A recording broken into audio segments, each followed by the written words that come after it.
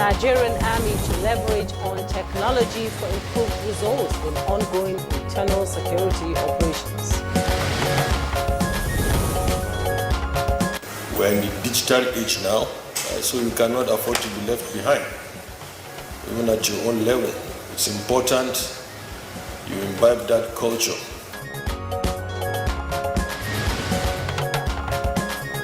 And Good Morning Nigeria today discusses renewed attacks on security personnel.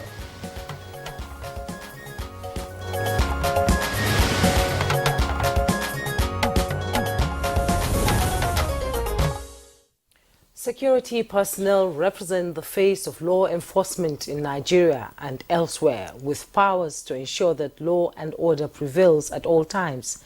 Now, their main role is to protect all citizens and ensure that people are free to go about their lawful activities without fear of molestation, harassment, or intimidation. They are accorded respect and considered by the citizens and government.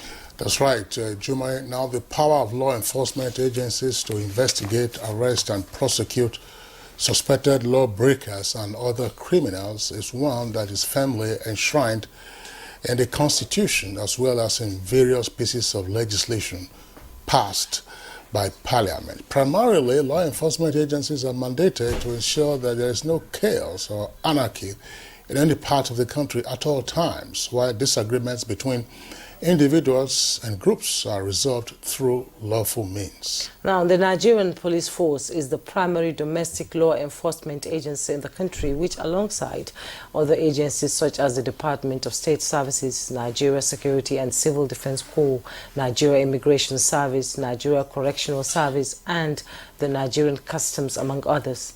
The Nigerian Armed Forces, who are primarily saddled with the nation's territorial integrity, has in recent years been actively involved in domestic security operations due to the rise in insecurity in the country. Now, the security challenges are numerous and have resulted in large-scale attacks, violence, loss of life and property. Now, as a result of terrorism, insurgency, banditry, communal, ethnic and religious clashes, security personnel have been on their feet at all times, fighting hard to restore normalcy. Many say they have become so overstretched and poorly mobilized to adequately deal with the plethora of security challenges. And Kisley, apart from being overstretched, there are questions around the numbers of security personnel in the country, as well as their training, equipping and deployment. They are also said to be inadequate remunerated, while their welfare and motivation needs to be urgently looked into. In addition to these, they are said to be grappling with inadequate or obsolete equipment that limit their capacity to be able to respond to security threats that are unconventional. Now, in the face of all these mounting challenges, the security agencies have consistently faced threats not only to their operations but to the lives of their personnel. In recent times, security personnel have come under renewed attacks by criminal groups and gangs who have become so audacious to touch the symbol of law enforcement.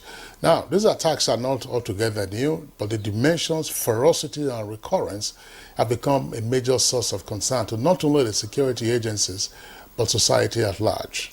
And so worrisome is Nigerians would recall recent incidences of attacks on security personnel, such as the ambush in Shiroro, Niger State, where about 23 personnel were killed, including Air Force officers who died in a helicopter crash after responding to rescue victims of the attack. Again, there was the gruesome and barbaric murder of police GPO Bako Agbashim in Ahioda River State by criminals shortly after 8 security personnel were murdered and set ablaze in Iheme, Mbano, Imo State during an ambush when they also responded to a distress call. Now, there are many other incidents, certainly too numerous to recount in recent years. And the most worrisome part of this sad occurrence is that the affected personnel were killed in the line of duty, trying to protect ordinary citizens, as you and I, according to their oath of duty. Now, these attacks do not only impact on the affected personnel and their families, but on the whole structure of law enforcement and entire society. Why are these attacks persistent? and how can they be curtailed? It is also important to ask what are the consequences for attacking security personnel. Are there factors that make these attacks more audacious and brutal? What role should citizens play in assisting security agencies to foil such attacks that appear to be well planned and executed? These questions and more we intend to find answers to as we examine the renewed attacks on security personnel in the country. This is Good Morning Nigeria on the network service of the NTA. I am Jumma Yusuf. It is another beautiful Monday morning and we are back for an eventful week. And I'm Kingsley Osadolo. I join my colleague Jumai to also welcome you to the program, reaching you as always from our headquarters studios in the nation's capital of Abuja. As the program unfolds, we'll take the highlights of the morning news and that will be coming up shortly. We'll also have business and thereafter newspaper review. So here now is Comfort Amudu, who has the highlights of the morning news. Good morning, Comfort. Good morning, Kingsley and Jume. Good morning, Nigerians. President Bola Tinubu has directed security agencies to rescue the remaining female students of the Federal University of Gusau, Zamfara State, who were recently abducted by terrorists. Condemning the reprehensible acts, the president says there's no moral justification for such heinous crimes against innocent victims whose only offense was their pursuit of quality education. A statement from Ajirin Gilali, special advisor to the president on media and publicity, says while the president wholeheartedly commiserates with all the families directly impacted by the said incident, he affirms that his administration has a solemn duty to protect every Nigerian citizen, and in line with this commitment assures the families of the abducted students that no effort will be spared in ensuring their safe return. And the president also pledges that the federal government is determined to ensure that educational institutions remain sanctuaries of knowledge, growth and opportunity and totally free from the menacing acts of terrorists. The Nigerian Army is leveraging on the technological advancements to further improve its ongoing internal security operations. This came to bear at the end of a 2 weeks leadership training course organized by the Nigerian Army Resource Center in Abuja, and the course also seeks to enhance operational efficiency by bridging gaps between senior and junior cadre officers during operations. We're in the digital age now, so you cannot afford to be left behind, even at your own level. It's important you imbibe that culture, because even the critical thinking skills that you have gone through, including aspects of emotional intelligence and the rest, requires you to do a lot, and the use of computers is critical. It is because of the gap observed in leadership situation amongst the senior SEALs, junior officers and soldiers. That's why the center was challenged to run the program. Also on the news, the National Drug Law Enforcement Agency has seized more than 4 tons of illicit and controlled drugs, including consignments of nitrous oxide, popularly known as laughing gas, skunk codeine, syrup, methamphetamine, and tramadol during interdiction operations in Lagos, Kogi, FCT, Jigawa, Kaduna, Sokoto, and kilograms loaded in 2 Toyota Sienna buses were on Friday 22nd of September intercepted by the NDLE operatives along Okene Lokoja Abuja Expressway. 2 suspects, Onyebuchi Ikbazu and Kenneth Igwe, who were taking the consignments to the nation's Federal Capital Territory for distribution, have been arrested and taken into custody.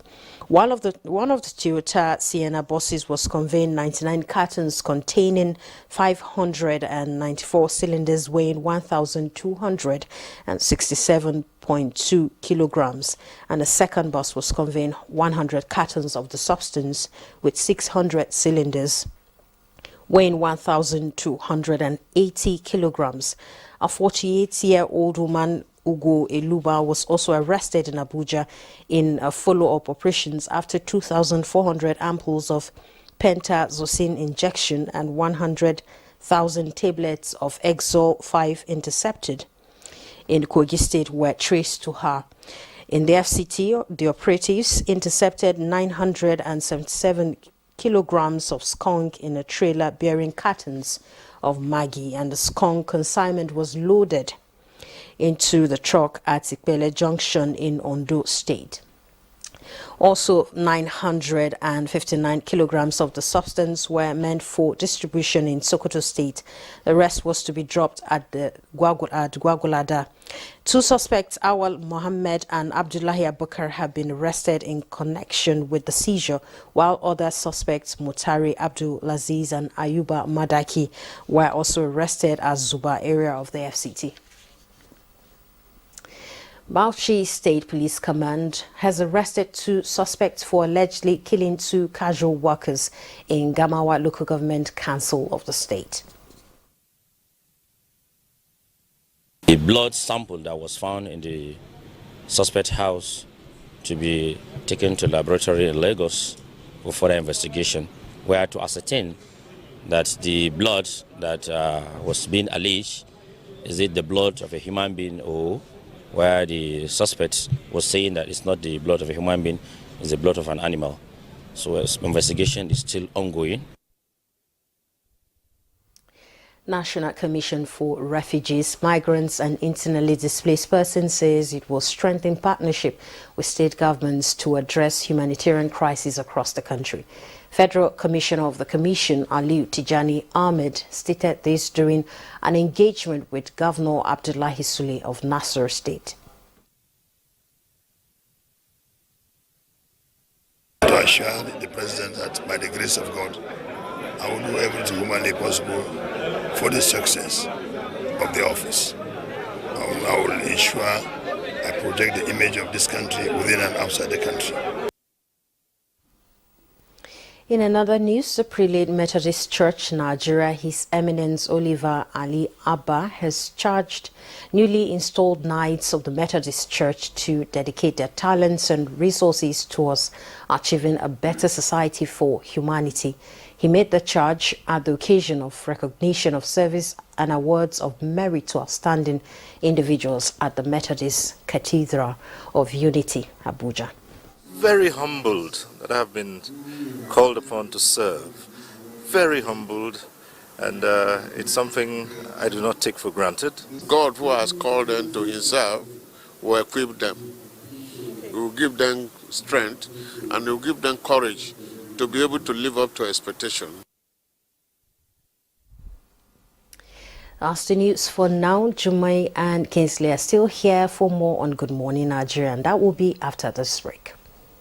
The Secretary to the Government of the Federation and Chairman, Interministerial Committee on Nigeria's 63rd Independence Anniversary, Senator George Akume, CON, invites all members of the Interministerial Committee, civil society organizations, stakeholders in the media industry and interested members of the public to the World Press Conference to mark the celebration scheduled to hold as follows. Date, Monday 25th September 2023. Venue, National Press Center, Radio House, Area 10, Garki, Abuja. Time, 11 a.m. Mohammed Idris, FNIPR, Honorable Minister of Information and National Orientation and Chairman, Media and Publicity Subcommittee. Announcer. It all began with 2G. People could call, send text, and connect with loved ones in an instant. Then, like magic, 3G appeared. Suddenly the world was at your fingertips.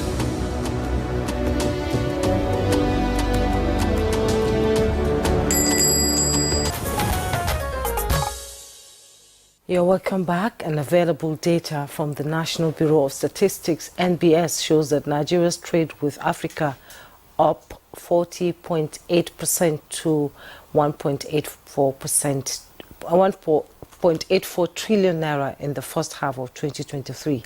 Now, details with Alika Okpanachi Arua.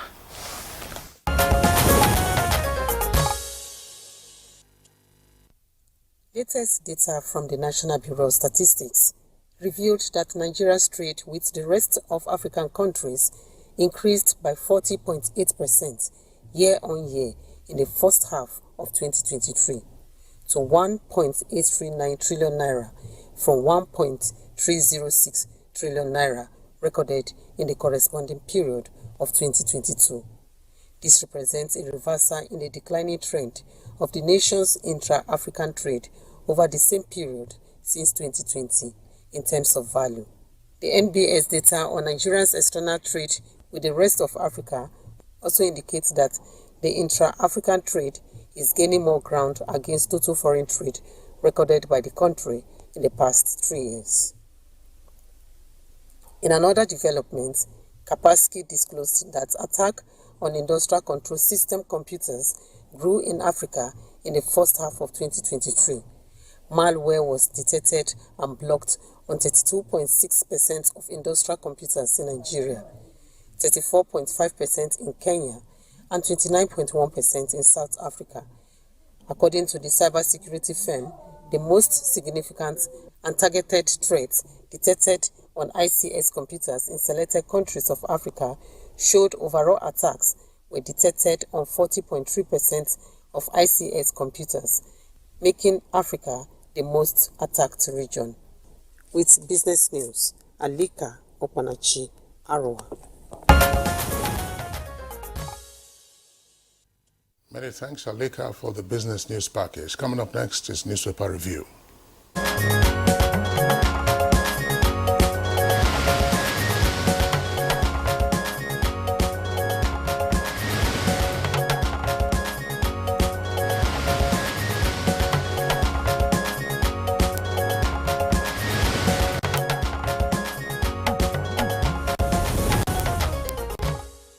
And our newspaper reviewer, Chukudi Okoli, is in the studio. Good morning. Jumai, how are you doing? Good morning. I'm fine. And good morning, Kingsley. Yeah, good morning, Chukudi. Hope you had a pleasant weekend. I did, and you? Very well, thank you.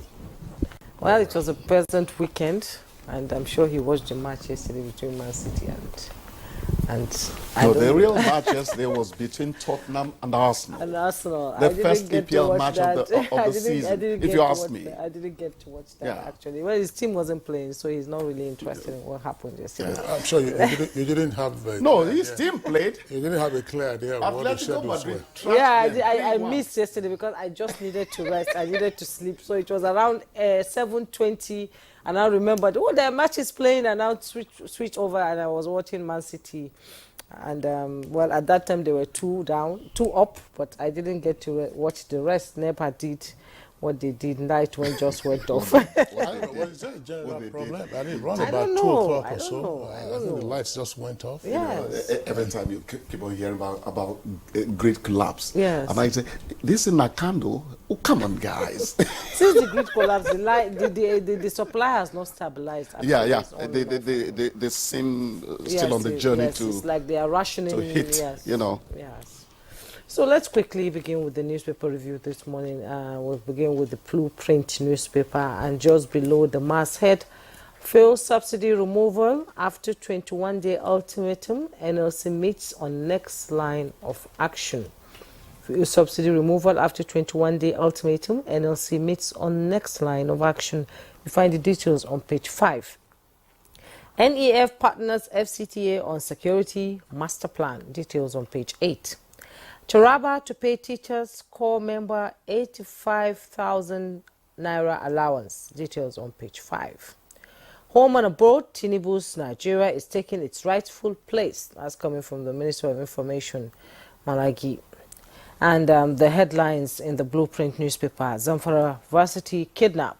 Amid mounting pressure, Tinubu orders security agencies to rescue students with riders. Nigeria needs new strategies to combat terrorism. That's coming from Ariwa Consultative Forum.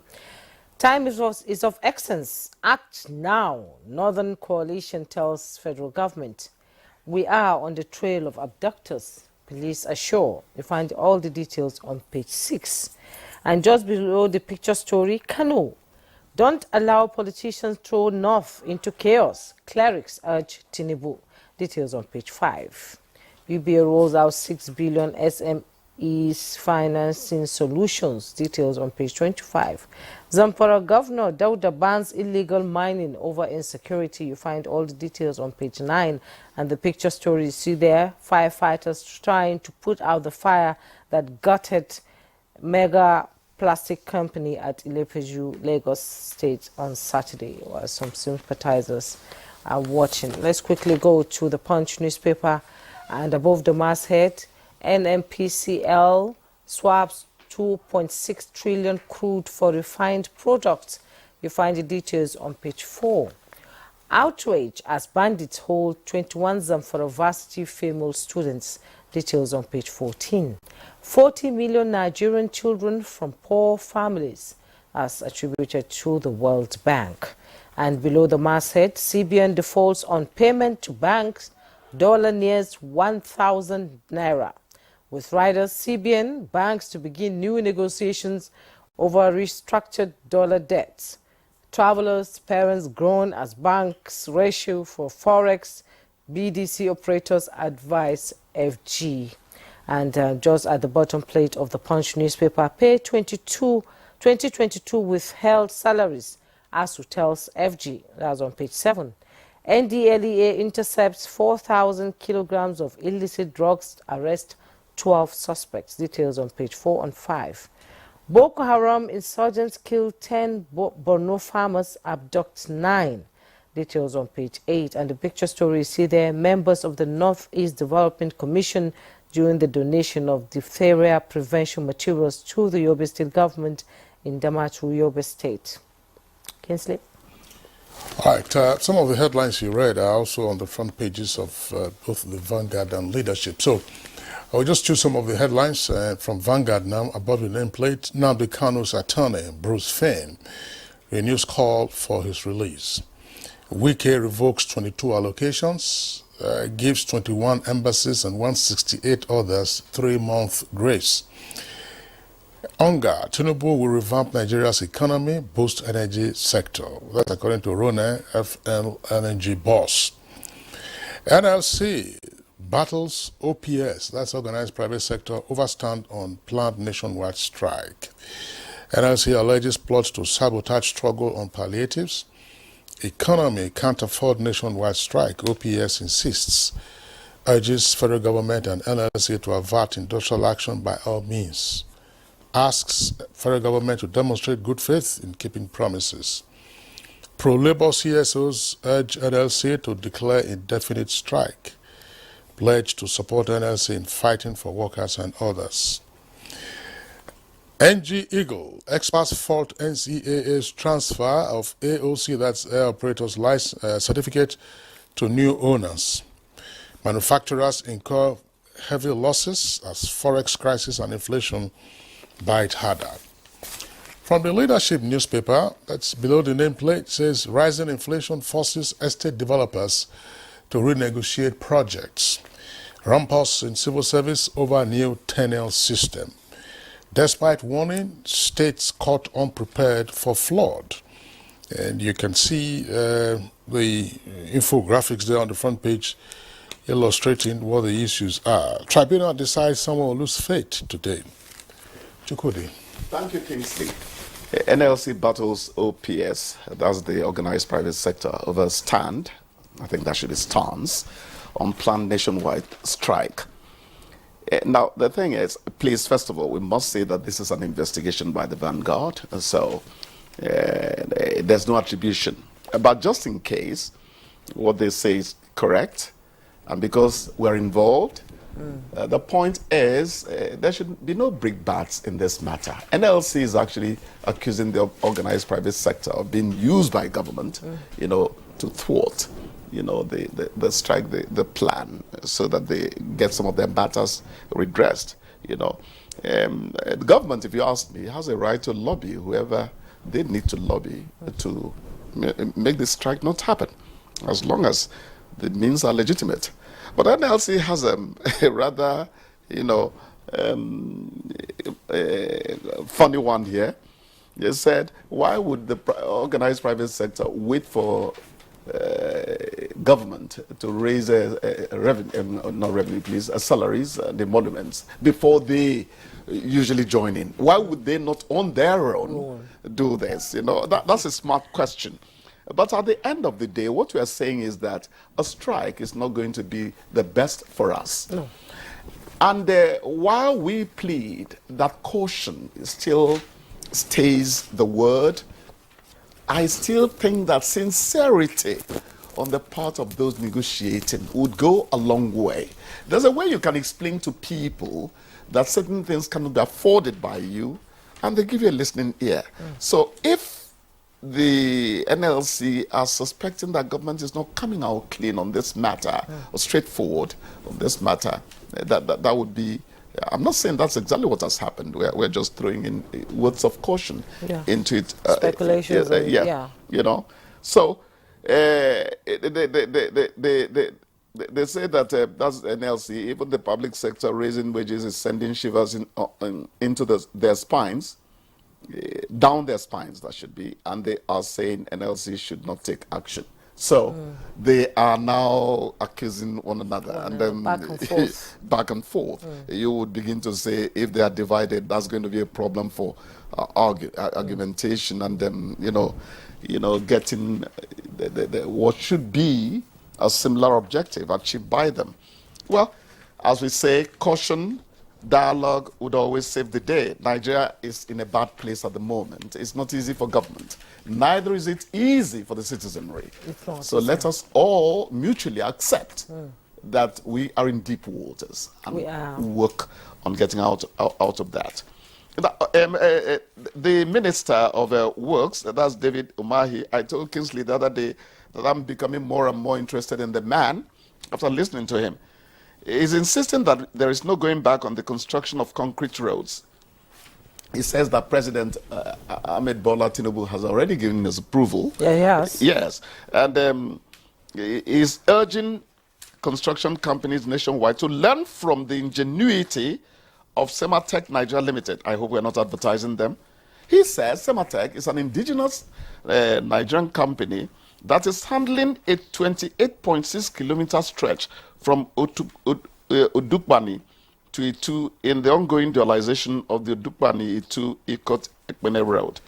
Now, the interest I have here is that a Nigerian company is being quoted in terms of this brand of road, which the minister is convinced and insisting that yes, we must have. So we can do it. We can do it. It's not a Julius Berger thing now. It's not Solel Bonnet. It's not Dumez. I don't know whether Dumez is still in existence. We can do it. And just the other day, we were saying that we should not do cheap things that are going to hurt us in the long run. You understand? Yes. So let us insist on quality. Quality that will stand the test of time. Exactly, quality that will stand the test of time. At the end of the day, we are going to be the ones to benefit from it. Yes. Lastly, from my side, please, hike in fees will force students out of school. The Joint Action Front, JF, is warning that there are instances where the hike is up to 800%. Yes. You don't know what to believe in these matters. The woman selling the fowl holds the two wings and tells you, how can you price this fowl for just 5 naira? Then the person selling squeezes the fowl, compacts it, and says, this is too much for 5 naira. So it goes on and on, But we have continued to say here that there is no, you can't do too much for education and agriculture. So let that be at the back of our mind. I think that some of the students are being unrealistic. The kind of fees they're insisting on still cannot hold anymore. But whoever is charging more should bear it in mind that Nigeria is not too favorable to any of us. Yes. And it's not just increasing the fees. It must provide enabling environment for learning too at the same time. That's a very important all the factor facilities that on ground. Tend to, yes. Play down on that. Yes. When you increase the money, then the students should be have access to Wi-Fi, to computers, to do so many things. You don't read just anywhere. No. The environment has to be conducive. It has to be conducive. Apart from not being distracted by certain things that should not bother us in this century. Exactly. And I think I want to respond to the point that Chukwudi was making about the Minister of Works, Engineer Dave Umahi, former governor of Ebonyi State, and spent a couple of days in the Senate before he was tapped by the president to become Minister of Works. He's quite enthusiastic about what he intends to do and insisted on the rigid pavement as an alternative to asphalted highways. In Lagos at the weekend, he was reported to have addressed the media, and that's the point of interest for me, and said that a new superhighway will be constructed from Lagos to Abuja, 400 and something kilometers, passing through 8 states before it gets to Abuja. And it will be all rigid pavement, and that is going to take 4 years. I found that pretty interesting. Interesting in the sense that, well, I don't know whether the route has been mapped out in the first instance, or whether it's a pre-existing contract that is going to dust up and say, now rigid pavement contractors get on there and then get the work done. In other words, you have to follow the due process for approving such a project. And it's a big one. It's a big one, and it cannot be one contractor. Well, it says it will be the private sector that will handle it, and they're going to have tolls at different locations. Fair point, but then you still have to pre-qualify those contractors, who will handle it. It will not be the government's business, but it is government property at the end of the day, because they will build, operate, and then transfer eventually to government. But I think that it's somewhat ambitious to declare that it's going to take 4 years. In the past, when we were less litigious, you might have said, yes, this could take about that length of time. So, where is the root of this road? Right of way. Right of way. Compensation. So, by the time you are dealing with those things, you will see frustration mounting. It's a good idea, but I think that one of the things that the Minister of Works could also fast track, even while that is on, because it's not going to cost government anything, and the period gets more than 4 years, fair enough, but there are existing routes that could be immediately reconstructed, revamped. Any person, if you're going, for instance, I mean, in the past, you could do Lagos to Benin in 3 hours. And then from Benin to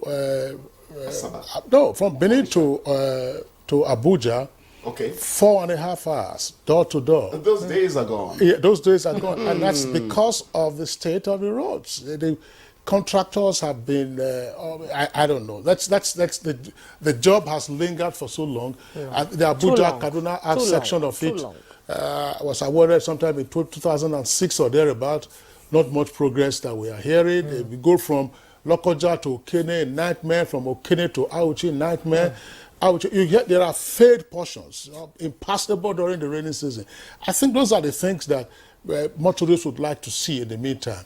Get the contractors to fix one. Let them, those who have not done 80% of the job, as they said, let them revert now to the rigid pavement and get those jobs. Focus on those ones almost immediately. That's going to involve some renegotiation. Well, as long as the outcome will be good and better for Nigerians. Yeah, exactly. If it's going to be good but for us. You have to think about the sources of the critical raw materials that you need for rigid pavement. Cement, critical. Your rods, iron rods, that's for the reinforcement. And of course, you can always blast your rocks and then get your chippings, that's what they call granite, to use for that particular purpose. But it will create a lot of jobs, no question about that. The quick ones, focus on those labor ones. And all that. Yes. Focus on those. And then the FCT minister, of course. Revocation? Yes, revocation of allocations. We talked about it. Yeah. The grounds for revocation now are lack of development of plots that have been allocated. Again, let me just throw this in. Sometimes there might be litigation over a piece of property. So if there is litigation, what do? You're not going to go ahead to develop a property because there is a covenant in the grant. You develop it and then the rule applies. The quid plantator solo said it applies. But it's a good thing that you are trying to ginger people to do all of this, but the economy is also not very friendly. Not friendly. So where are you going to get the financing from? Yes, some of the lands that were let's mortgage, for instance. Where would you get a mortgage from? So I think they should meet each other halfway. Yeah, some of the land that, But it's part of inheritance because some of them have died. I know time is up. Yes, my people told me reliably that the minister, managed from Apo to Kershi. That road has been on for some time. Yes. I am saying, and it's not because I come from that access, I am saying that when that road happens, Kershi will become London, and then some of you are going to. When the roads Kingsley open. might ask me to look for. Everybody wants to live in a place where it's quiet. The serenity of that place is something else. Yeah, no, Verify worked. Yes. Yeah, those hills are lovely. Yes. And sometimes when you look at local investors, I'm not an investor, but those ordinarily who will develop things, those are the kinds of locations. Yeah, you we're have running out of time. Resorts. We've got to go. You develop resorts, so you get out of the city. That's for and you go there for a weekend. Yes, exactly. Chukudi, thank you so much for coming. Thank you so much. Take a break when we I return. like you. You always know when to Yes, shut me up. our conversation will begin. Don't go away. We must all join hands to work hard so that we build a country for our grandchildren. My hope is that we develop as a nation where every citizen is given his due right. There is transparency, honesty, and integrity. Put the interests of this country first and foremost. Interests of Nigeria is being one nation, one people. The need, if I mean, to put things right, things that have gone wrong before, to try and put right, for the love of country.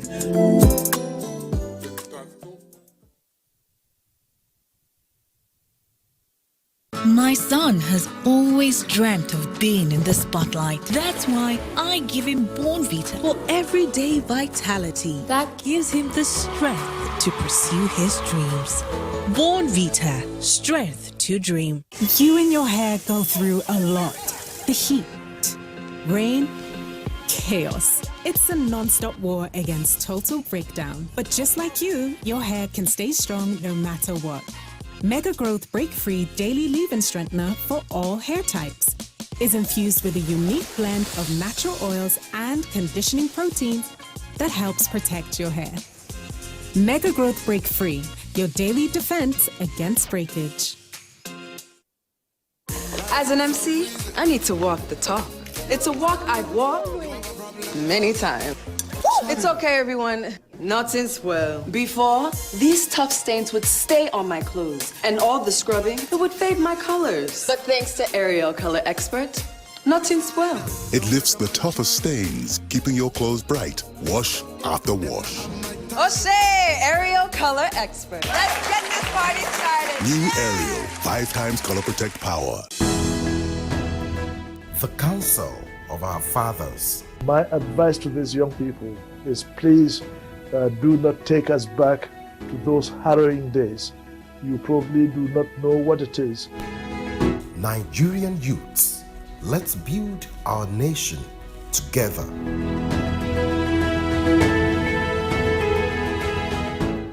Something new is about to hit your imagination of TV. A brand new sundial with StarTime's inbuilt technology. New TV innovation with an inbuilt decoder that connects you to both StarTime's antenna and satellite signal. StarTime Sundial TV, you can enjoy over 300 local and international channels, 1 month StarTime's highest bouquet for free, automatic system update. More benefits, more affordable. StarTimes Sundial TV is available in all StarTimes branches and dealers countrywide. StarTimes Inside, entertainment inbuilt.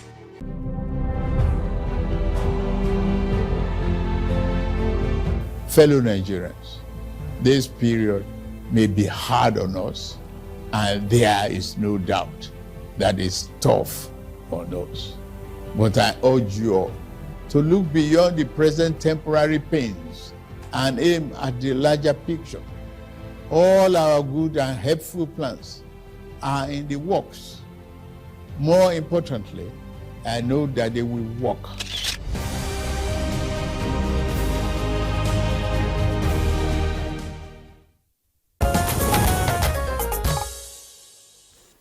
You're watching Good Morning Nigeria live on NTA's network service and from our headquarters studios in Abuja. As a backgrounder to our conversation on the renewed violent attacks on security personnel, we'll take this backgrounder by our correspondent, Oyemi Ajayi. In every society, there are individuals or groups who may run foul of the law or engage in unlawful activities that require security agencies and their personnel to take action. The major role played by the security personnel is to ensure that the full protection of lives and properties of citizens, as well as defend the nation from internal and external aggression. While other citizens are asleep, security personnel stay awake and sometimes in difficult situations to ensure that law and order prevails.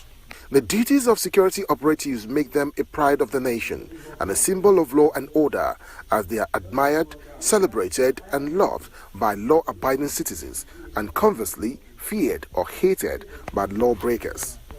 Nigerian security agencies and their personnel have triumphed within and beyond the shores of the country in fighting crimes and promoting global peace and security.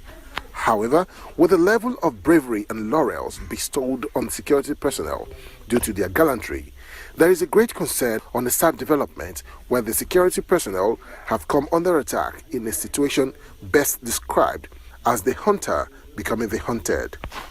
Nigeria over time has recorded serious attacks on security personnel, with some paying the supreme price in the course of their duties. The number of Nigerian security personnel killed in the fight against terrorism and insurgency cannot be forgotten in a hurry. Not talking about cases such as the End SARS protest, where some security personnel were injured and or killed. Recent incidents include in Imo State, where some gunmen ambushed, killed and burnt 8 security personnel who were responding to a distress call in Ehime. Several attacks were recorded in Ngo Okpala local government area. Also, several military personnel were killed by terrorists who attacked Kundu village near Zungeru in Niger State. And some days later, the Nigerian Defense Headquarters confirmed that 3 officers and 22 soldiers were killed during the ambush and helicopter crash. Another ugly incident is the barbaric killing of a DPO who was brutally murdered by suspected cultists in River State. These are just few instances of security personnel being attacked and killed in the course of performing their legitimate duties. These renewed attacks have become a source of concern among Nigerians, who fear that an affront on law enforcement personnel clearly puts the entire society in danger. What is the motivation behind these renewed attacks? Why have they become audacious and even barbaric? Are the culprits brought to book? What becomes of the victims and their families? What are the implications of these to the society at large? Could this dampen the morale of these security personnel? And will it also affect the relationship between the security personnel and citizens? These are some questions begging for answers from our guest already seated in the studio. Indeed, there are questions begging for answers, and to get those answers, let's welcome Barrister Mike Ejiofor, former director at the Department of State Services. It's good to have you join us, a regular on Good Morning Nigeria. Good morning, Nigeria. And also here in the studio, we have another regular, Dr. Kabir Adamu, security risk management expert. You're welcome to Good Morning Nigeria. Thank you. Good morning, Nigeria. Our guest this morning is the Chief Superintendent of Corps, Babawale Afolabi, who is the National Public Relations Officer of Nigeria Security and Civil Defense Corps, what's popularly referred to as Civil Defense. Babawale Afolabi, we're glad to have you this morning. Thank you very much. Good morning. Also, let's welcome the former spokesperson of the Nigerian Army and now consultant to the Army Resource Center here in Abuja, Brigadier General Usman Kuka Sheka. We're glad to have you this morning. Thank you so much. Good morning. Basking in the euphoria of his wedding anniversary, 32nd, I think, was it? Yeah. Congratulations. Thank you so much. Congratulations, and thank you. Many years ahead, we wish you. Yes. Amen. All right, gentlemen, a couple of years ago on Good Morning Nigeria, we had a conversation on the violent attacks on security personnel. Personnel who are, of course, on the front lines. We know that in the war against terror, there are casualties on both sides. But those who are engaged more in civil policing duties had faced some terrible onslaught from various criminal elements a few years ago.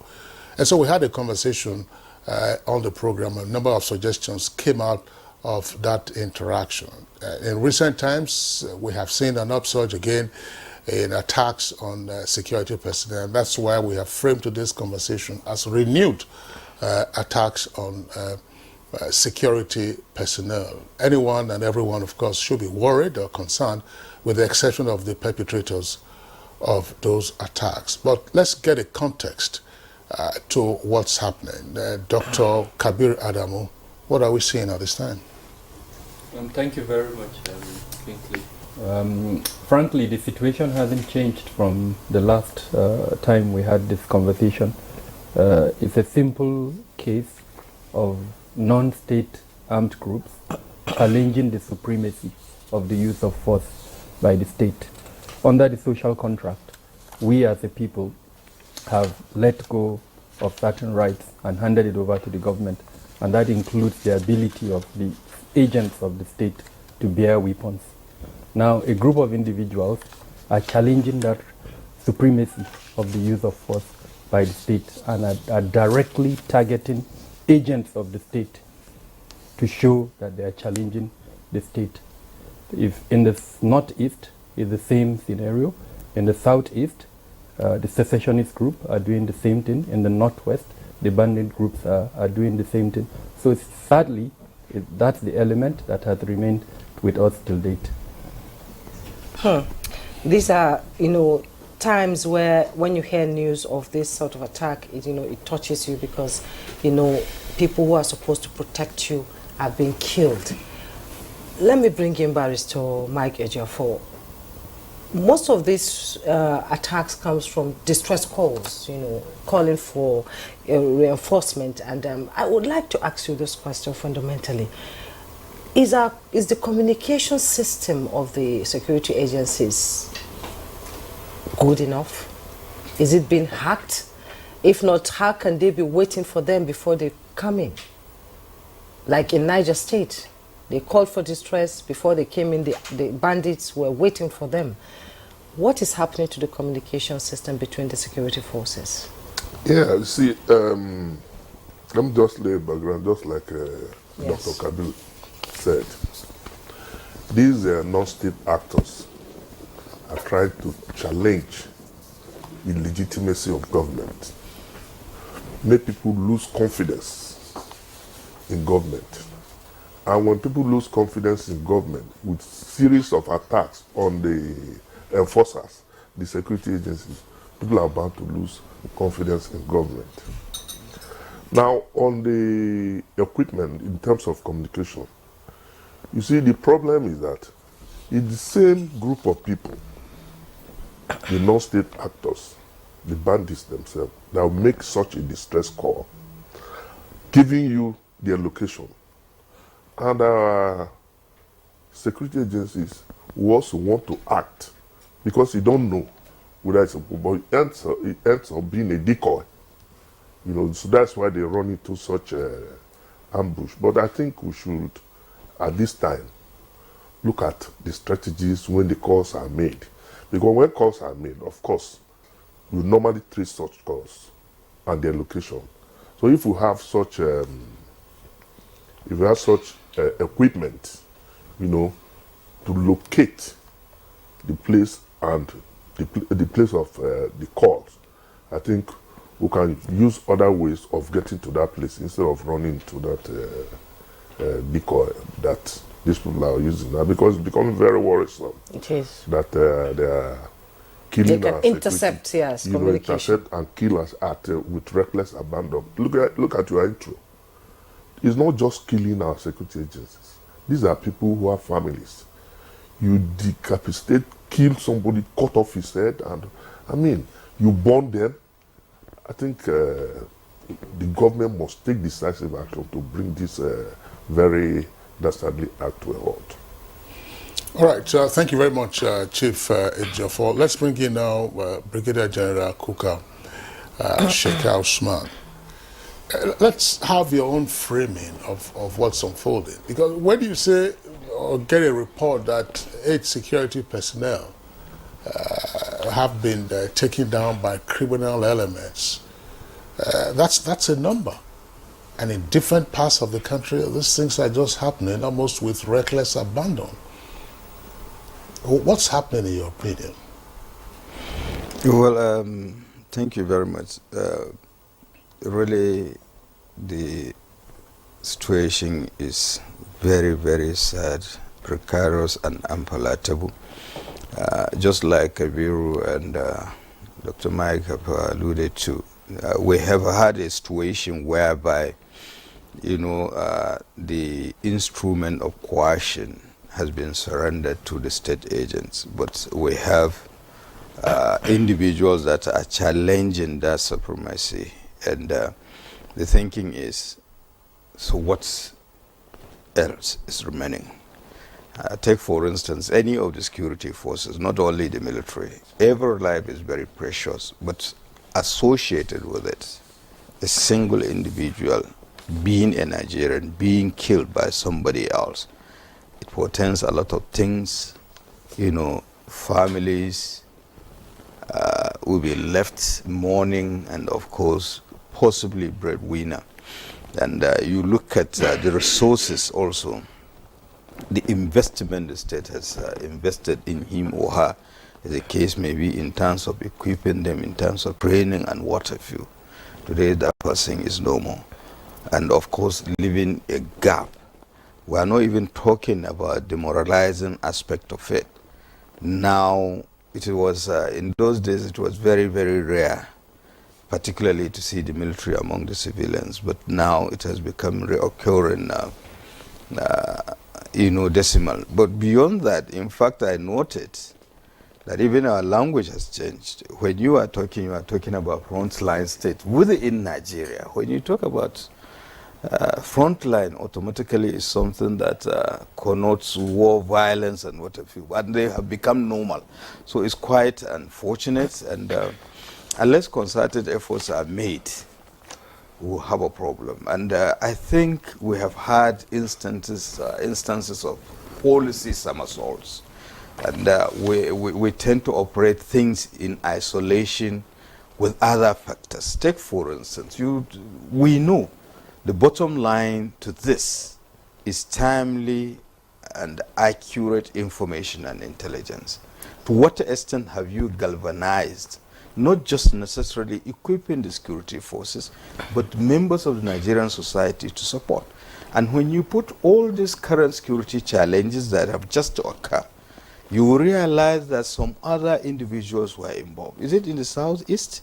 You know, information has started filtering in that some people were in concert with these criminal elements. Be it the one that has just recently happened in Gusau, the one in Shiroro, the one in Imo State. All they are certain people. And we go back to the fact that we have this concept of war economy. In any complex situation, there are merchants that are benefiting from it. So who are those people? And it will take the use of the intelligence and technology to unravel them. Take, for instance, the phone calls. Yes, in most instances, you have had people, they will make phone calls and dispose of the SIM card. But that notwithstanding, recall back some years back, there was a directive in which all phone lines must be registered. So what happened to the data? And that brings the issue of technology, the issue of even record keeping. Now, precisely, nobody will tell you the number of people that have been abducted in Gusau among the students and the workers, simply because the records are not there. And we kept on having data here and there. You know, the banks take any other time you are filling any form, they will take your picture and all the rest. Who is the clearinghouse? How do we match this information and the antecedents of these people so that you will, and beyond that again, we have to think of those conducive atmospheres that enhance cordial relationship between the people and the government. Because almost everybody, the gap is getting wider. So people who are supposed to when they see something, to say something, contribute their bit. They have become desperate in the sense that they don't have that sense of belonging.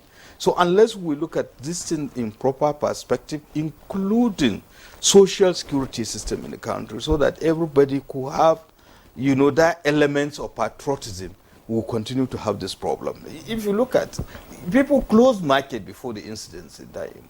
So they have a whole knowledge of what was going on. And why? Security forces. We have not had instances of ambush, but we now have.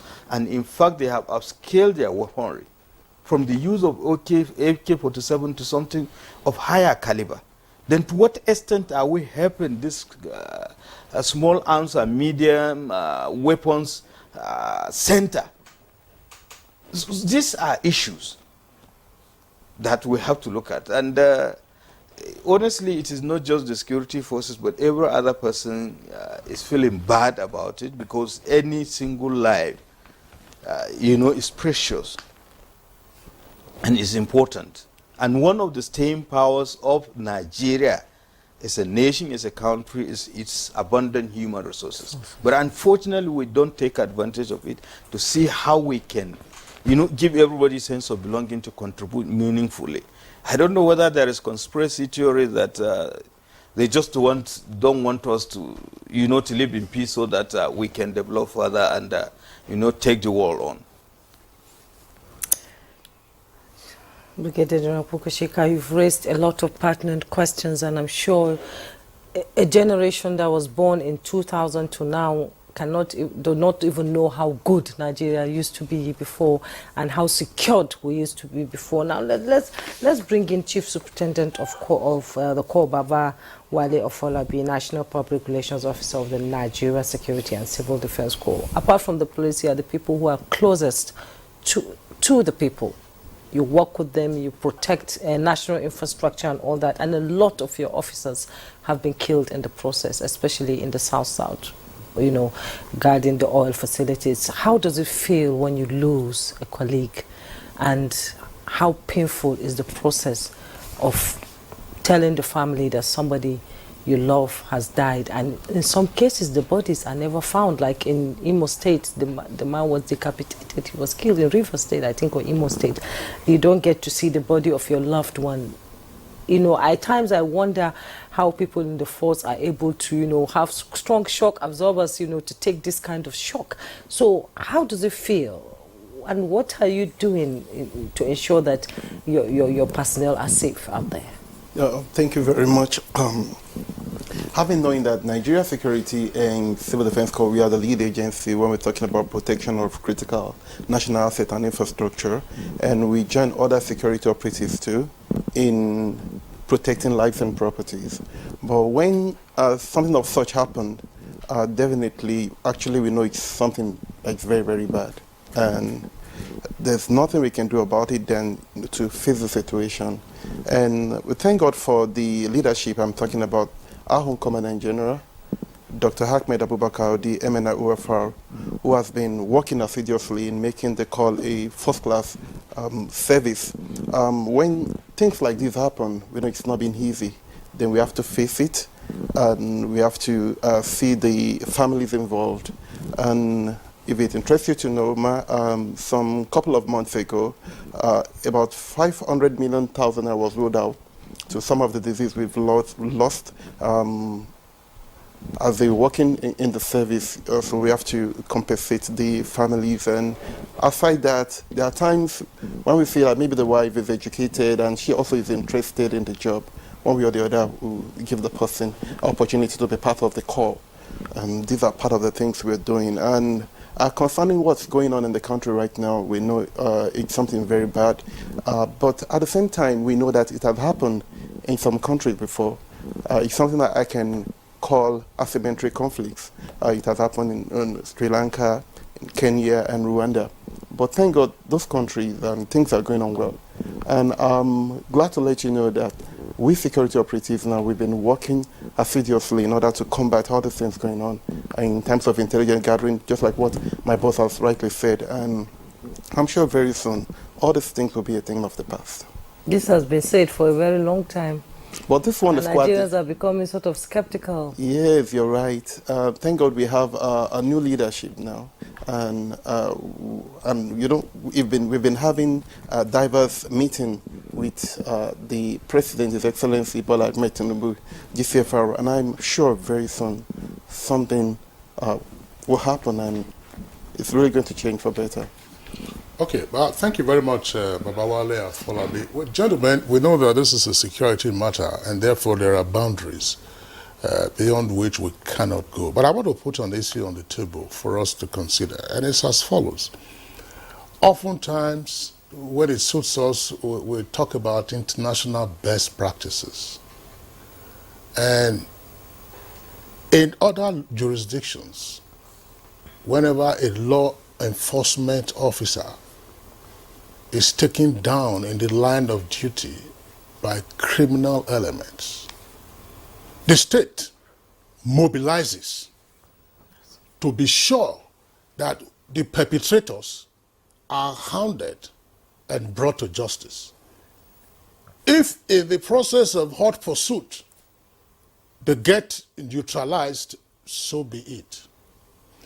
What are we seeing here? I want to ask Dr. Kabir Adamu first. You always say this, that we have some 20-something plus agencies that are involved in the security matters in our country. Is it, for instance, that the silo mentality also creeps in? So, I'm not saying the police lose 2 or 3 personnel in Rivers. Okay, it's the business of the police, let them go and chase it. The military lose personnel in Imo. Okay, it's the business of the military. Then sometimes you find a scorched earth policy. You wipe out anything you can see on the way. If people get security personnel, civil defense get attacked somewhere, oh, it's the business. Elsewhere, as I said, and you are familiar with this, when it happens, because the resources available to the state are not available to these criminal gangs. Is it this same silo mentality in hounding and bringing these elements to justice? Is it what is giving them the free passage, even the audacity to continue with this? Because it happens to the police will go on their own. After a while, you say, then another one happens. Kabir. There are several factors that I would say are responsible for where we found ourselves. One of them is this silo, issue that you brought up, where in the past I've discussed security sector governance, on this platform. It is the glue that holds this 27 or 29 ministries, departments, and agencies together. It is the platform that allows the government to look at the contribution that each one of them makes towards achievement of Section 14, subsection 2 of the Constitution, which is the primary responsibility of government.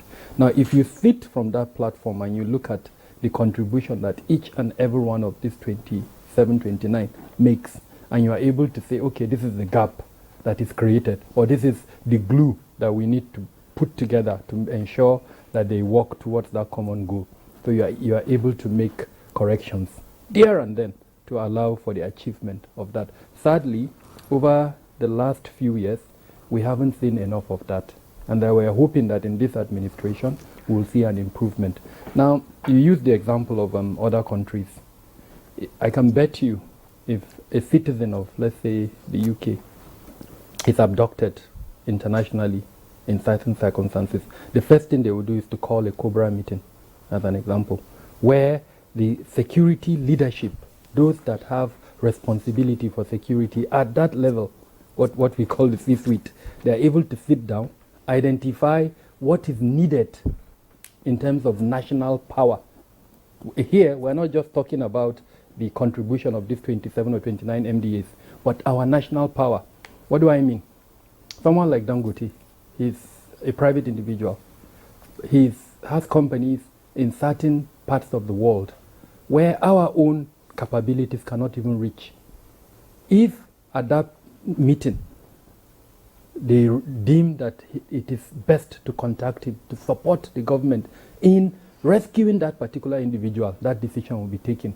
Now, again, this is a public forum, so one is mindful of what he says, but we've seen instances where we've not seen that type of response.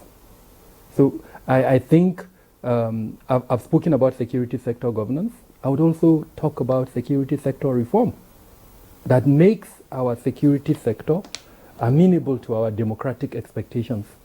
In other words, why is the security sector in existence in the first place? Is it not to protect the Nigerian? Now, if the security official is also a Nigerian, what is the responsibility of the government to him? That is where security sector reform will come in. There are what we call the 4 Ds of security, and I'm happy that Brigadier General spoke to a large extent around that. The 4 Ds of security. You deploy a security personnel to a location. You want to make sure he has the ability to detect the enemy, he has the ability to deny the enemy from attacking the people in that location, and more importantly, to attack him. So in that instance, I do not understand, and maybe other guests will help clarify that. Why do we still have our security personnel moving in soft-skinned vehicles in a war environment where an enemy can hide in the foliage, use an AK-47, shoot at them, that AK-47 will pierce that vehicle, the uniform they're wearing, because they don't have protective gear, it would reach them. So that's a major disadvantage that needs to be addressed. He spoke about surveillance. There is no non-state armed group that has the capacity for surveillance better than the state. Yeah, it's an asymmetric warfare. They are able to infuse themselves within the community, but it is because we are not taking advantage of this 27, 29 MBAs. As an example, the civil defense, they have deployment in the 36 states of the Federation and SCT. The SSS, as an example, are deployed in the 774 local government. If you pick all these 27, 29, they are represented across the entire Federation. Now, do we have a central pool for collecting, and analyzing intelligence? He mentioned certain things that were indicators that if we had an intelligence capability that was efficient and effective, that would have notified the security personnel on ground. If you see a market closing, as an example, it's an indicator. If you see people that ordinarily should be on the street moving, it's an indicator. So what happened to the deployment that we have in those locations? Did they pick up that in those indicators? Did they process those indicators? Were those indicators passed on to the relevant agencies? Did they fail to use the intelligence that was provided to them? So when I talk about security sector governance and the high-level meetings that I should have held, those are the kind of things that would have been addressed. Because the emphasis is you identify what led to it and you put in place corrective measures to prevent reoccurrence. A couple of years ago, I hate to take us back, but it's relevant to our conversation. In Nasarawa State, over 70 of our security forces were killed. In Ego? 90 yeah. were killed. What happened in that incident? DSS and other security personnel. Security. So my point is there have been instances in the past where occurrences like that have happened, but we haven't taken corrective measures. And sadly, and I hate to be the harbinger of this bad news, if we do not take corrective measures with what has happened recently, it's going to continue. Mike Ejiofor. Yeah, you see, the problem actually is that you can't continue to do the same thing, same way, and expect different result. For our security agencies, we need to work more closely to ensure that these things don't continue to repeat. You know, our security forces are guided by standard operational procedures. But of recent, we've seen a departure from that. The issue of the killing and burning of some of our soldiers and this in Imo State. That is for no reason should be justified. But a situation where our military or security agencies will go and burn down the place again. The people are afraid of the bandits. They're afraid of reaction from government. So how do you expect them to cooperate? Don't also forget that these same people, like I said, they have no standard operational procedure. They are propelled, one by drug, again, charms, which they believe will protect them. But when they are arrested, you see that they are babies. They behave like babies. They are normal human beings. So we need to get the people support so that they don't become despondent, both from the part of government that is supposed to protect them and from the part of these enemies of the state. Now, recently, they now started releasing videos threatening more action against both the people and government. I'm making special reference to the Southeast because it's becoming very, very intolerable. I must be able to get to sieve what is the cause of the problem in the Southeast. We should be able to know, are these real agitators or just criminal elements who are intent on creating fear among the people? You see the videos they release that Kano should be government on its part. Judgments have been given for the release of Nnamdi Kanu, which is not being obeyed. I am not supporting criminality. But he has also said that he is not part and does not support the criminal aspect of this unknown gunman. But they use his name. So how do we move forward? The government should extract commitment from him with well-known leaders of the Southeast, because the Southeast, both politics and economy, is grounded. Nothing is happening in that. And you cannot continue to profess that we're part of the same country where nothing is there. Today is Monday. Despite the fact that some of the Southeast governors have said no more sit at home, nobody will come out. So how long shall we continue like that? We have election coming up now in Imo State. And these same people are threatening that people should not come out to vote. And if you don't vote, the people will be disenfranchised and the anarchy continues. Government must find a midway.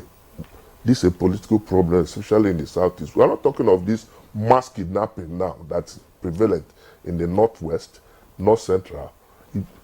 Those ones, through technology, can be achieved. But this one that have political undertones should be at least do something about it to see whether those people will be operating, or he will now give a directive that this should not continue. General Kukasheka, let's have yeah, General Kukasheka, I want you to also weigh in on the via this perspective of the apparent silo mentality in dealing with these elements when they have struck, or even before they strike. And we can illustrate this. There are many examples. Something happens, for instance, let's say a terror attack in any of the very well-known capitals, say in London, in Paris, or in New York. And you would find that raids are organized almost immediately. And they strike at a number of flats at locations, pick up persons, and there's no question of anybody saying, no, I'm an innocent person. Because there's the presumption, therefore, will be for an outsider who is watching that they had kept a tab on these persons. And therefore, you have a file that is immediately generated, like the cobra that Kabir was talking about. So it strikes, you have so all right, you have your own mapping. These are the guys that are probably, I'm sorry, I'm saying using the word guys, that's not formal, but these are the elements that are most likely responsible for this, and this is where they are real-time intelligence, and the state moves in with its power. But as I said, it appears that they strike at will, And we shared all the tears, and the orphans and widows are born or left, and then we're waiting for the next round of attacks. What's going on? Can we continue like this? I believe you were part of the team in Maiduguri that were able to drive Boko Haram out of Maiduguri at that time, and that what he said is exactly what you did. You know, going into these areas that have been affected and where people are being killed to flush out the Boko Haram part. Let's have your experience on that, and then Kinsley's question. Well, usually, like I said earlier on, is the issue of collective responsibility, and usually, again, you don't have to wait for things to happen, then you react. There should be continuous stress analysis, you know, looking at your resources available and weaknesses and high points and what have you. So, and we have been seeing it. We have been seeing it. Whenever there are important functions, you see raids being carried out. And that is why, again, when he was talking about this political issue, and I realized that some of these criminalities, particularly in the southeast, to a large extent, they are hinged on political activities, especially when you have forthcoming elections. Now, and that is where the issue of seriousness comes into play. You know, before the Anambra election, there were similar threats, and the state government said no, there will be election, and it came and gone peacefully. So if we can be able to conduct what has been done, you know, to ensure that, why won't we replicate same in similar circumstances? I mean, situations of that nature. And it goes back to the assessment, taking security to the front burner. Because there is nothing, absolutely nothing, that will happen if the society or the environment is not secure. You cannot even think straight. Talk less of, you know, unleashing your creativity to see how best you can contribute meaningfully to national development. So how do we make the environment secure? And each has a role to play. How do you... Thank God the national security strategy has made it abundantly clear about roles and responsibilities. Unfortunately, the resources are not there, and the issue of coordination, just like Dr. Kadam has said, what happened to the national center that is supposed to be created since 2019 to date? Who is coordinating, who is collaborating with who? But we have this lead agency mentality as against issues of cooperation, collaboration, and coordination. But even if you want to cooperate, even if you want to collaborate, what are the resources available to you? And who is the coordinating body that will coordinate that? Now, what happened in the Northeast that Jimmy was talking about, sincerely, you know, initially there was conspiracy of silence on the part of the people. Yes. You know, they were just looking at them more or less just like their children. But when the chiefs are down, they realized even the elites were being threatened. Quite a number of people were killed. They realized that, look, it is, everybody is facing an existential threat. And before I even talk about that, that thing happened in Kaduna. In 1 August, I think 2015, no, 20, either 12 or 2013, I can't remember precisely, when the Boko Haram were going to attack in a Siana bus laden with IED. But unfortunately for them, because of so many checkpoints, they have to meander within the town, somewhere before Ahmadu Bello Stadium, along Ahmadu Bello Way, the bomb detonated. 21 innocent souls were lost. Some of them, they only came there to buy Accra, because basically there was one Papa and Accra woman seller, and of course vendors were there, you know, cutting across various socio-economic strata of Kaduna. So people were made to understand that, look, it is not just about you know, Christian or Muslim, everybody is a victim. We come out with this stakeholders' constructive engagement fortnightly, right from Okada up to, you know, the elites in Kaduna. At one division, we discuss issues. Until now, people also confide in me with information. So the same thing that happened in the Northeast. Now, people were made to understand that actually, these people were after everybody. It is not just security, or it is not Christian, or everybody. So people started to cooperate. People started to understand. And of course, the military and the security forces kept on perfecting. Unlike a situation where you receive a distress call, you will not respond or you will not act on it. Now they have seen results. So there was this sincerity of purpose and commitment. So people began to open up. And to a large extent, there was visible proaction in terms of information dissemination, in the sense that people were given sense of belonging, because in previous instances, nobody was talking to the people. And there was a converging point between the victims and the perpetrators of crime in terms of information. If you look at it in the North, naturally the pattern of media consumption to a large extent is radio. So extensively we made use of that, and people tend to understand that for the first time, they began to see the then leader of the Boko Haram in clear light and perspective that he was nothing but a criminal and a terrorist, a rapist and armed robber. Before you guys, well, Kingsley again with you guys. Yes. In Maiduguri, you dare not say Boko Haram, or you can't say Shekau. It's just Yara Malam. We do deference to the children of the teacher. You know, when we are growing up, when they said you are associated with the teacher, you are deferred with high reverence. We couldn't even have conversations in the office, but now we they didn't have know seen him. who was Boko Haram Now then. they are seeing him. They realize actually he was just an ordinary criminal. Yes. So people become more emboldened. And in this situation, there are so many people that could contribute meaningfully, but we are not engaging them. So who are the we? So when you say that's the point. We are not engaged. Who should activate this kind of engagement through the various modalities? Everyone, again, Kabir, 27 plus MDAs that are involved with security issues, and there's no.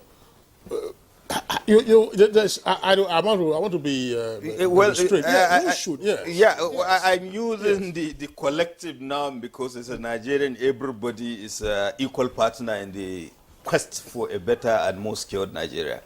And to a large extent, I'm using it in the context of law-abiding citizens as against those criminal elements. Now, we have a duty to hold the government accountable and to ensure that the right thing is done. And that is the context under which I'm using the we. Now, when you look at it from that perspective, you understand that we have the security people, agencies, and, you know, they are doing the best they can. But to what extent are we making sure that, yes, their best is good enough, and are they fully equipped with the necessary facilities to carry out their duty? It might not necessarily be, you know, the A vehicles and the B vehicle Kabir is talking about, you know, soft skin, hard skin, and all the rest. No, but in terms of information, you have made reference to the psychological trauma when you lost someone. What are those provisions in terms of welfare and effective administration of these security forces? In the first place, do you even have the number? What is your priority vis-a-vis the threat that you are facing? Now, even the security forces are competing for allocation of resources in terms of budgetary allocation. And even at that, the subhead could be infrastructural capital development as against your current. You know, these are some of the issues. But then coming back to who should, I made reference to the National Security Strategy 2019. And I think you need to have a closer look at it. 8 of these 29 ministry departments and agencies have been allocated responsibilities. But beyond them, also there are responsibilities that behooves of some of these higher agencies that are supposed to be the clearinghouse and collaborate, coordinate their activities. Let's even look at the correctional service and the policing system. What is the relationship between the correctional service which is the last rung in our criminal justice system and the policing system. You know, in terms of data, in terms of, you know, sharing of information. And I could remember way back in 2018 when we went to National Institute for Policy and Strategic Studies, in which, during which we interrogated the internal security framework and community policing of this country. And we traversed all the states in the Federation and 6 African countries and 6 other countries in the world to look at what are the best practices in terms of internal security, especially in terms of policing system with reference to community policing. Recommendations were made. In fact, one of the recommendations is the issue of harmonization of information in terms, in fact, had it been that it was followed, you only have one security agent at exit point of this country. By the time they put your passport. General, you see, well, I'm sorry, I'm not cutting you short. I just want you to further again elaborate. Useful information you are giving her back again to virtually the same challenge. Recommendations are made almost like a blueprint. Get to implement it, you have issues.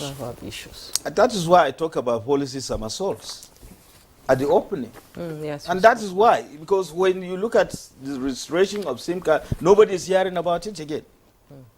Had it been that it was followed, and I could remember the then Minister of Information and Digital Economy was a guest speaker at the Nigerian Army's Resource Center. And he gave out the statistics about those things. And no sooner than that was done, the Boko Haram lane leader, Shekau, threatened him. So, and that would have gone a long way to tell you that the policy was working. So somewhere along the line, we got stuck. Now, I can rest assure you, you don't need to go to, in fact, you can go to any one of these, along the street here in Abuja, you can pick a SIM card.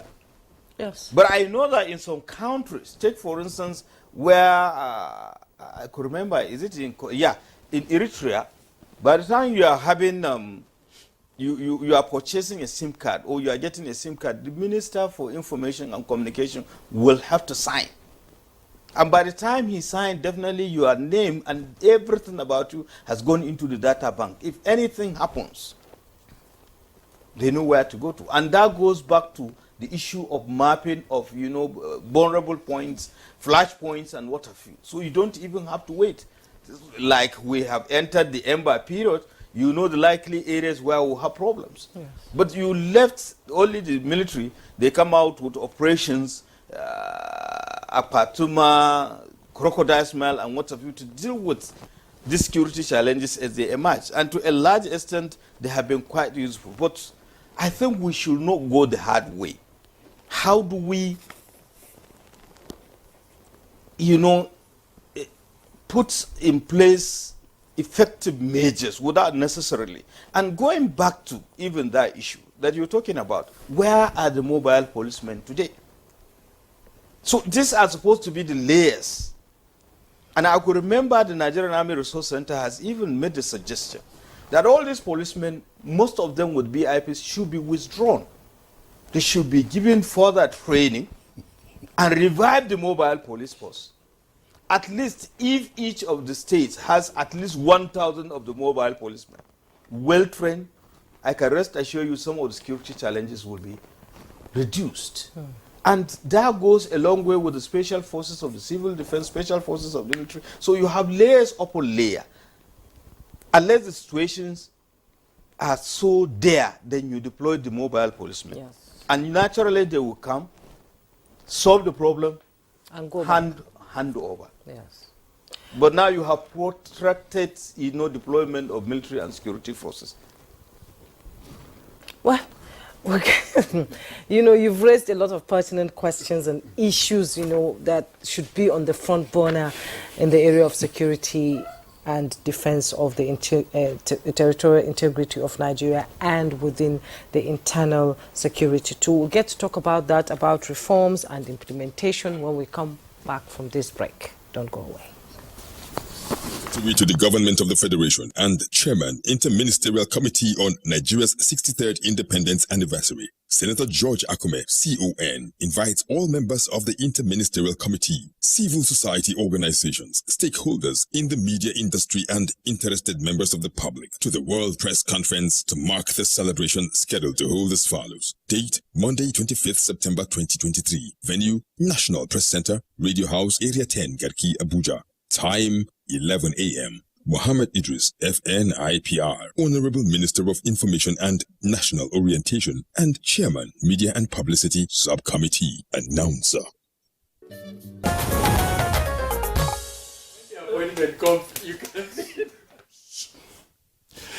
You're welcome back, and it's still Good Morning Nigeria on the network service of the Nigerian Television Authority. Now, all our 4 guests are still here with us, and this very, of course, touching subject matter.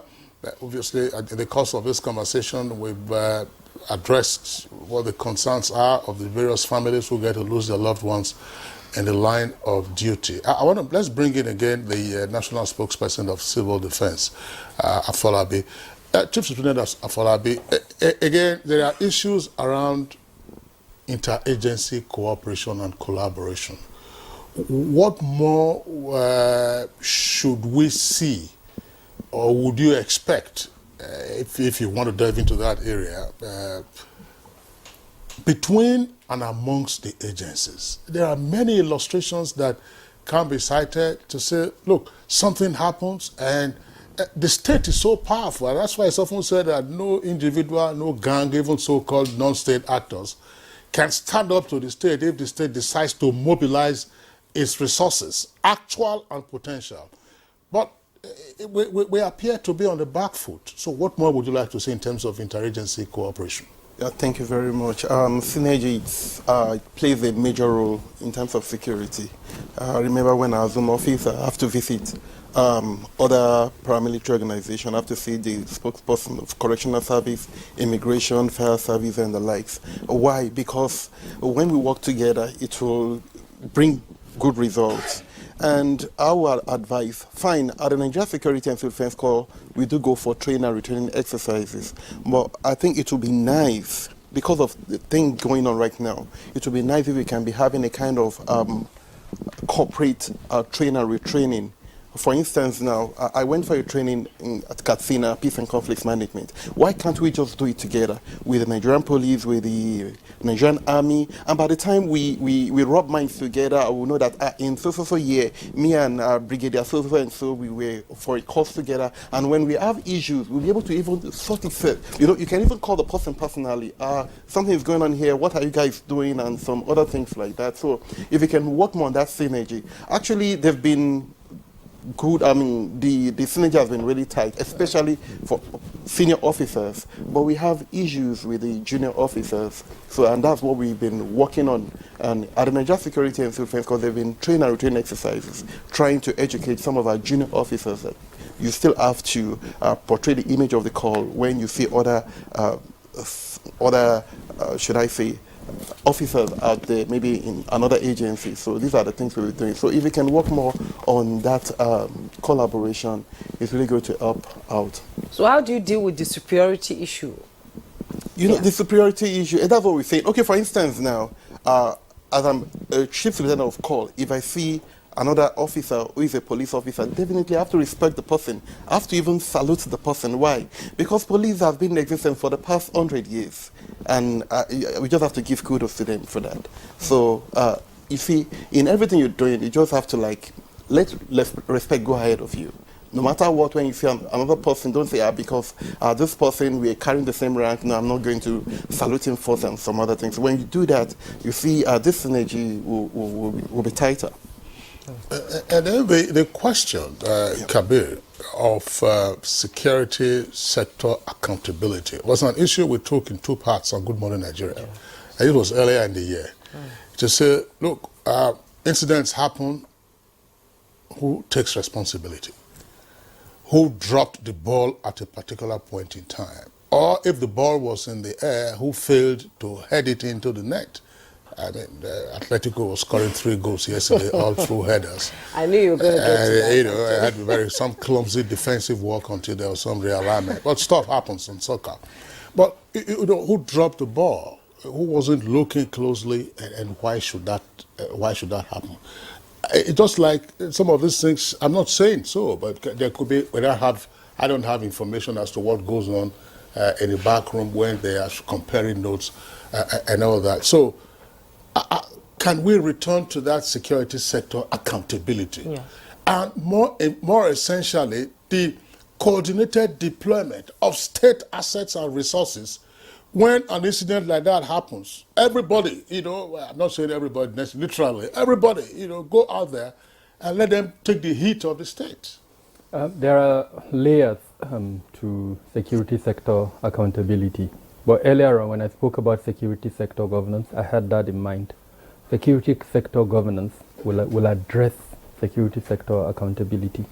In other words, when the instrument of state recognizes that its responsibility is to meet that section 14 subsection 2 of the Constitution, and where, for instance, the president appoints a minister, and hopefully, and again, because President Buhari put into law the executive order number 13, upon which hopefully in the next few days or weeks there will be a performance bond signing between the ministers and the president, then that gives the president the first instrument of accountability. If he signs a performance bond with the minister to say, okay, Minister of Defense, based on the mandate of your ministry, this is what I expect of you. Now, as you recall, the president put forward, if I remember, 8 deliverables, and out of those 8 priority areas, the 8 priority areas include security. Now, if you are Minister of Defense, this is what I expect you to achieve as the minister. And then a performance bond is signed, under which there are deliverables for Ministry of Defense. So that's the first layer of accountability. But how are we going to instrumentalize that? It's just a bond. Who is going to follow up to make sure that the minister actually does what is expected of him? That is where the office of the SGF, especially the CDCU, Central Coordinating Delivery Unit. We had them on Good Morning Nigeria a couple of years ago. Excellent. I think you should invite them again, because a lot has happened between then and now. What are the instruments, the M&E monitoring and evaluation mechanisms that they are going to put in place to follow up on that performance bond that was signed between the president and the minister? Now, under that, there are going to be KPIs, key performance indicators. What are those key performance indicators? The simple thing that the man in the village will understand as key performance indicators is his ability to access his farm, his ability to stand up from village A to village B, his ability to go to the market.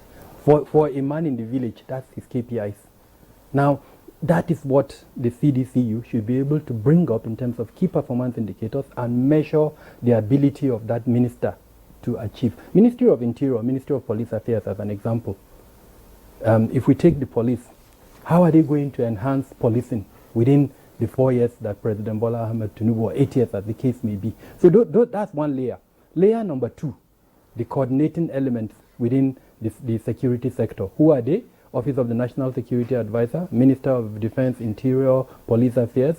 I think that's all. And then to an extent, you can bring in the Secretary to the Government and the Federation and Chief of Staff to the President. They all have coordinating elements to play within. They also have ways of keeping tabs of these KPIs. Now, all of these things that I've mentioned are within one arm of government, the executive arm. That's where the other component of accountability comes in, the role of the National Assembly. First off, they are the ones who review the law. Are we happy with the current mandate? I can tell you there are organizations that the last time we looked at their mandate was during the military era. So there is a need to also look at that. Are their mandates in tandem with the current expectations of the democratic government that we're in? The second part is the oversight functions that this National Assembly plays. I can tell you from my vantage point that there is a lot of capacity that needs to be built in that regard. And then lastly is the role of the civil society organizations, the media, and then every Nigerian. Like the Brigadier General mentioned earlier on, we have a key role to play in accountability.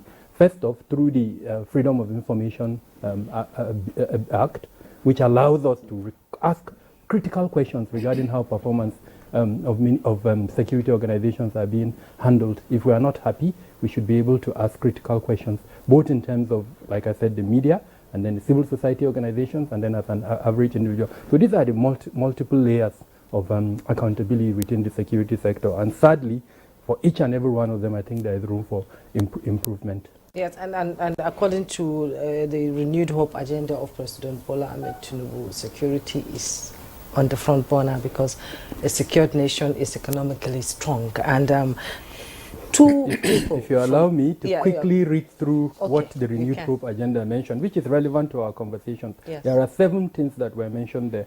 So number 1, bolster our security forces. That is the aspiration that President Bola Ahmed Tinubu had. And there are several elements under that. Number 2 is to redefine military doctrine and practice. Also very important. Very important. And I'm sure Brigadier General Kukashika can talk about that. Number 3, secure critical national infrastructure. Their very mandate. So Ministry of Interior. Number 4, peaceful communities, secure borders, safe forests. I have been on this program severally where I've spoken about ungoverned spaces. The Bola Tinubu administration is saying they will secure those ungoverned spaces. So we will hold them accountable to that. Number 5, integrated identity database, the point made by Brigadier General. And as part of that commitment, they have moved NIMSI to the Ministry of Interior. So already, it's not just talk. We're seeing action in that regard. So we're also hoping we'll hold them to account to that in the next few years. The next one is international collaboration, realizing that we can't do it alone. We need to bring in partners. And as you know, he went to India. He signed, I think, about $1 billion deal with a company. He also went to Dubai and signed another deal. So again, it's not just talk. We're seeing practice. Yes. Meanwhile, I'm not wearing an APC cap. I'm saying this because this is what is contained in the contained document. Yes. And then lastly, reposition the police. Under that, we're hoping in the next few weeks we'll see a directive from Mr. President to withdraw all mobile police from VIPs and for the civil defense to take over. We're hoping, again, we'll hold the government to account. Okay, thank you, Vice Jeffo. Yes, I can see Dr. Kabir issue policy statements. Yes. I hope you are still with us. What I'm doing is reading from the reading. He read from it verbatim. He didn't change anything out of it. Yeah, he has changed. What did he change? What he said are analytical. We've had this thing several times. What we want, like you also concluded, what the average man in my village requires. How do I assess my farm? Not all these big grammar. Let us do all this. Coordination is very key.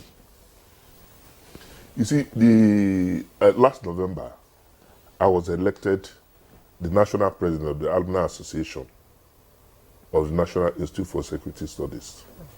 And this school trains more than the 27 MDAs, armed forces, police, civil defense, everybody. So by so doing, you are now laying foundation for that collaboration and synergy. You look at other layers. You talk of the police, for instance. I remember the Inspector General of Police issue anytime any Inspector General of Police comes in, he issued withdrawing all these people.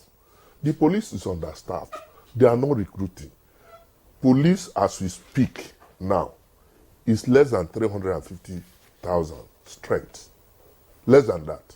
For 250 million people. Exactly. And the United Nations ratio is 1 to 400. Yes. So if you compare these two figures, we need to withdraw these people. And our politicians, unfortunately, are not taking our security very serious. I'm sure the IG also will be under pressure to return those people. That's why we are not hearing anything again. They have to withdraw those policemen to help boost our security. Let them suffer what we are suffering. I don't move with any, I'm sure none of us, even General, No, don't say that on national TV. No, don't say that for your own security. Don't say that. Your closing thoughts. We're rounding up to build on what they've said. No. Actually, the good thing about it is that I know that concerted efforts are being made to ensure that the security forces and the Nigerian people are better informed and equipped to deal with the security challenges that have been. So the thing is that let's give them that kind of benefit of doubt and continue to support and cooperate with them. For instance, this issue, the sad incidents in Gusau, I know that they are not resting on their hours, and I had meaningful conversation with some people, and I know that they are doing the best they could, but they need the support of the people. They need the cooperation. They need the understanding. We should stop politicizing security issues in this country and let us give it the seriousness that it deserves. It is not necessarily material, but it could be moral support to the security forces. And of course, the government owes as a point of duty to ensure that the galvanization of all national resources to ensure that Nigeria is better secure. But most importantly, the key thing is our policing system. We neglected it, and now we are paying dearly for it. Okay, Brigadier General Kuka Usheka, thank you very much. Well, I just want to throw this in before we thank our guests. You've talked about KPIs for, say, the man who is in the village or the woman who is in the village in any part of the country want to be able to go to your farm, cultivate your crops, and then come back home safely. You want to be able to visit the next village and return safely. You want to go to school and so on and so forth. But also for the security personnel themselves, there's also the need for KPI and security sector accountability. 5 years ago, how many security personnel did we lose? Last year, how many security personnel did we lose? This year, how many have we lost? Are the numbers rising or the numbers declining? What are the factors in this? If the numbers are escalating, then there is a crisis. If the numbers are diminishing, all well and good. And so the dead have not been replaced. Of course, because what does it cost to train and equip a security personnel to be on duty for the protection of the rest of us who are going about our normal business? So I think that KPI also should also be available.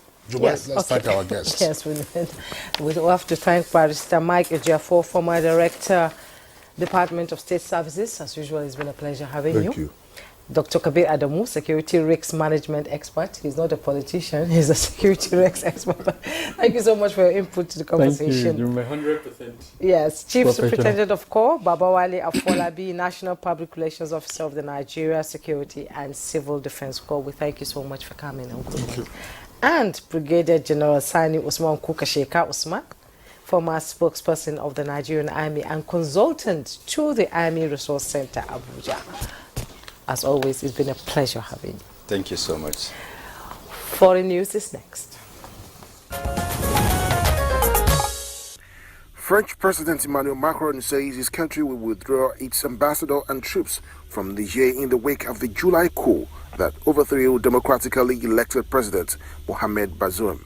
In a television address, the president said the military cooperation was over and that 1,500 French troops stationed in the country would withdraw in the months and weeks to come, with a full pullout by the end of the year.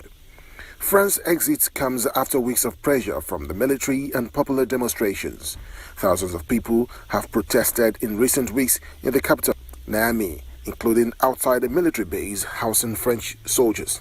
Niger's new rulers, who had been demanding France's exit after Macron refused to recognize the July 26 coup, welcomed the French president's announcement, describing it as a historic moment, which speaks to the determination and the will of the Nigerian people.